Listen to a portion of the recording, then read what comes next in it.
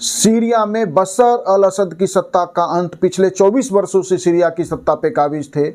1971 से उनके पिता ने 2000 तक सीरिया पे सत्ता चलाया और 2000 से बशर अल असद एक गृह युद्ध, लंबे गृह युद्ध के बाद 2011 से सीरिया में गृह युद्ध चल रहा था, जिस गृह युद्ध का अंत सीरिया में बशर अल असद के देश छोड़कर परिवार सहित भाग जाने के साथ हुआ और उन्होंने रूस में सुरक्षित शरण लिया है। रूस ने कहा है कि वो सुरक्षित है, परिवार सहित हमारे देश में आ गए।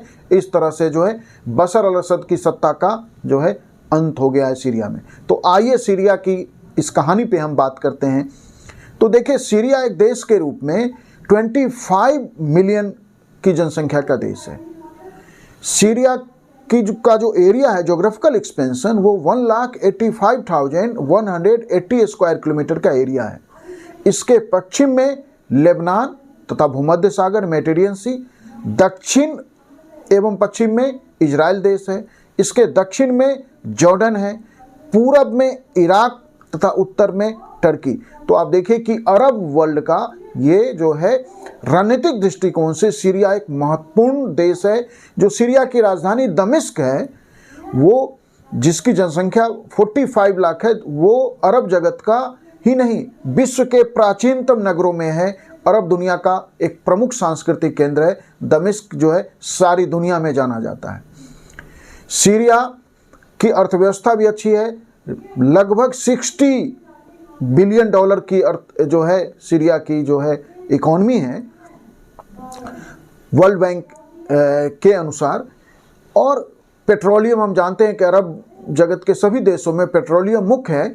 तो पेट्रोलियम, कपड़ा, खाद्य प्रसंस्करण उद्योग, फूड प्रोसेसिंग इंडस्ट्रीज, तंबाकू और कुछ खास तरह की खेती, ये सीरिया का मुख्य उद्योग धंधे हैं।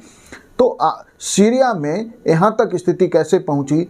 एक ऐतिहासिक शहर, एक ऐतिहासिक देश, रणनीतिक दृष्टिकोण से इतना महत्वपूर्ण देश में ऐसी स्थिति क्यों हुई, हम ये समझ रहे हैं इस वीडियो में।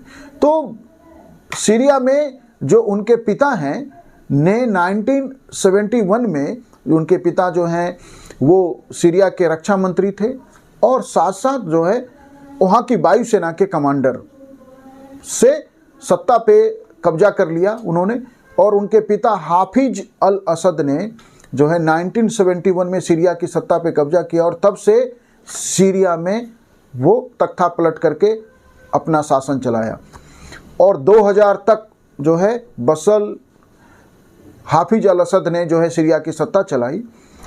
जब वो सीरिया की सत्ता में बैठे हुए थे, तभी 1982 में उनके समय में ही हामा शहर में मुस्लिम ब्रदरहुड का एक बड़ा विद्रोह हुआ था, जिसमें हाफिज अल असद ने 40,000 से अधिक लोगों को मौत के घाट उतरवा दिया था। तो बड़ी सख्ती से उनके पिता हाफिज अल असद ने सीरिया की सत्ता चलाई और 1994 में जो हाफिज अल असद हैं, वो अपने बेटे बैसेल को अपना उत्तराधिकारी बनाना चाहते थे, लेकिन उनकी सड़क हादसे में एक मौत हो गई और उस मौत के बाद नेत्र विशेषज्ञ बशर अल असद, जो अब सीरिया के अभी सत्ता पे काबिज थे, उनकी राजनीति में एंट्री हुई। और 2000 में जब पिता की मृत्यु हुई, तो वहाँ से उन्होंने अपनी सत्ता की शुरुआत की और लगभग 24 वर्षों का उनका काल है। बशर अल असद इतने लोकप्रिय थे कि जब उनकी सत्ता में बैठने के बाद जनमत संग्रह हुआ तो 97% उन्हें जन समर्थन मिला। मतलब बहुत लोकप्रिय थे, उनसे देश को बहुत आशा थी। और शुरू में कई सुधारवादी कदम उठाए भी, इंटरनेट से लेके कई सारे ऐसे कदम उठाए बशर अल असद ने, जिससे उनकी एक अलग उदारवादी, एक सुधारवादी की उनकी इमेज बनी, पहचान बनी देश में। लेकिन जल्द ही वह पहचान एक तानाशाह के रूप में, एक जनता विरोधी शासक के रूप में बदल गई। अब क्या है कि 2001 में अरब स्प्रिंग, हम जानते हैं कि ट्यूनीशिया से एक विद्रोह की शुरुआत हुई दुनिया में, और वह विद्रोह ट्यूनीशिया से लीबिया, मिस्र, इन तीनों देशों में इस अरब स्प्रिंग में सत्ता का पतन हो गया। इसी समय सीरिया के अंदर भी असद के विरोध में, असद की इस तानाशाही शुरू हो गई थी, उसके विरोध में वहाँ का एक शहर है दारा, उसके कुछ स्कूली छात्रों ने दीवारों पे एक नारा लिख दिया, असद अब तुम्हारी बारी है। उन छात्रों को गिरफ्तार किया गया, उन्हें जो है हर थर्ड डिग्री के हर तरीके अपनाए गए उनके साथ, और उनमें से एक छात्र की मौत से सीरिया में जो है ये आंदोलन की शुरुआत हुई 2011 में। लेकिन इस आंदोलन में असद ने जो है अपने विद्रोहियों पे भारी पड़े, जबकि 2014 में सीरिया के अंदर ISIS Islamic state of Iraq and Syria ने भी विद्रोह की शुरुआत की और उसने सीरिया के एक हिस्से पे कब्जा भी किया। लेकिन लेबनान का हिजबुल्ला, रूस का ज़बरदस्त समर्थन और ईरान के समर्थन से जो है बशर अल असद ने सभी विद्रोहियों को जो है कमज़ोर करते रहे और सत्ता पे मजबूती से काबिज रहे।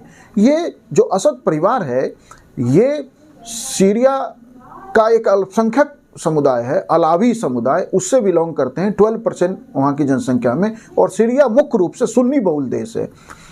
अब एक अलावी अल्पसंख्यक समुदाय ने पिछले जो है 53 ईयर से लास्ट 53 वर्षों से सत्ता पे काबिज थे, और इस असद परिवार ने अपने रिश्तेदारों को, परिवार के सदस्यों को, सत्ता के सभी महत्वपूर्ण केंद्रों पे कब्जा था उनका।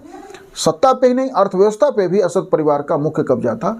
इससे जो है सुन्नियों में जो बहुमत रखते हैं सीरिया में, उन्हें लगा क्या, माने उन्हें सत्ता के सभी उच्च पदों से उन्हें दूर रखा गया। यह जो असंतोष है, इसी असंतोष ने जो है 2011 में सीरिया के विद्रोह को, सीरिया के गृह युद्ध की शुरुआत कराई।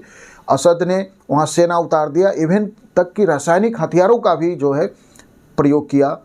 रूस ने ज़बरदस्त तरीके से जो है सीरिया की मदद की, ईरान ने ज़बरदस्त तरीके से मदद की, लेबनान ने ज़बरदस्त तरीके से मदद की, और इस तरह से वो जो है बशर अल असद अपने विद्रोहियों के ऊपर भारी पड़ते रहे या विद्रोहियों को सफल नहीं होने दिया।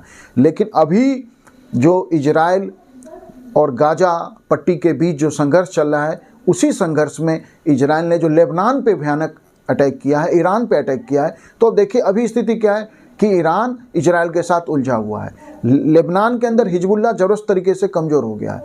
यूक्रेन युद्ध के कारण रूस इस तरह से सीरिया के साथ आके खड़ा नहीं हो सकता। तो ऐसे में बशर अल असद जो है कमज़ोर पड़ गए थे, और विद्रोहियों ने इधर क्या किया कि सारे विद्रोही गुटों ने मिलके हयात तहरीर अल शाम नाम से एक नया विद्रोही संगठन बनाया, जिसके प्रमुख मोहम्मद अल जुलानी हैं। अब मोहम्मद अल जुलानी के हाथ में ही सीरिया की सत्ता आएगी। तो सारे विद्रोही गुट एक हो गए। वही बशर अल असद को मिलने वाला हिजबुल्ला से समर्थन, मिलने वाला ईरान से ज़बरदस्त समर्थन, रूस से, ये कमज़ोर पड़ गया, या वो सभी लोग अपने अपने मामलों में, आंतरिक मामलों में उलझे हुए। ऐसे में सीरिया की राजधानी दमिश्क पे कब्जा के साथ ही बशर अल असद की सत्ता का अंत हो गया है। तो सीरिया में एक नए युग की शुरुआत होगी या नहीं, वहाँ मोहम्मद अल जुलानी जो पहले अलकायदा से जुड़े रहे हैं, अलकायदा के साथ उनका एक लंबा इतिहास है, उन्होंने बाद में अलकायदा से अपनों को पूरी तरह अलग कर लिया था। लेकिन अलकायदा किस विचारधारा की संगठन है? ऐसे में क्या सीरिया में फिर से एक नए उदारवाद का दौर आएगा, या सीरिया फिर एक दूसरे नए तानाशाह के कब्जे में चला जाएगा? यह इतिहास में देखना है, या समय जो है तय करेगा कि सीरिया का भाग्य, सीरिया के लोगों का भविष्य क्या होगा। Thank you.